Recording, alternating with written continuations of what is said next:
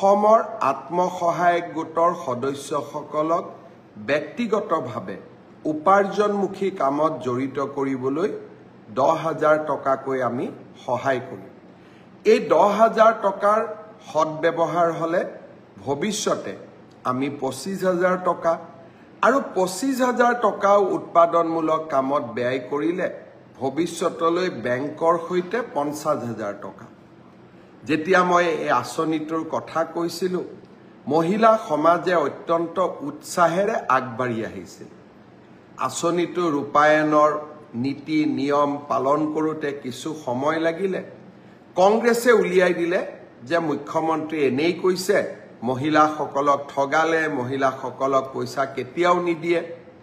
অহাকালি বিহালীত এই আঁচনিটোৰ আমি শুভ উদ্বোধন কৰিম।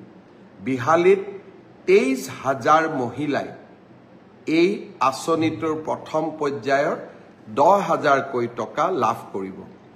এই আঁচনিটোৰ জৰিয়তে অসমৰ আমি 27 লাখ মহিলাক 10,000 টকাকৈ প্ৰদান কৰিম, 2,700 কোটি টকা। আৰু নগৰ অঞ্চলতো 3 লাখ মহিলাক এই আঁচনি আমি প্ৰদান কৰিম, তাতো আমাৰ প্ৰায় 300 কোটি টকা। অৰ্থাৎ আমাৰ আই মাতৃসকলক উৎপাদনমুখী আৰু মহিলা সবলীকৰণৰ দিনত কালি আকৌ এটা বিশাল পদক্ষেপ। অৰুণোদয়ৰ পিছত মহিলা সবলীকৰণৰ ক্ষেত্ৰত অসমে অহাকালি আৰু এটা শক্তিশালী খোজ পেলাব। বিহালীৰ কালি সভাখনৰ বাবে নিশাটো অপেক্ষা কৰিম।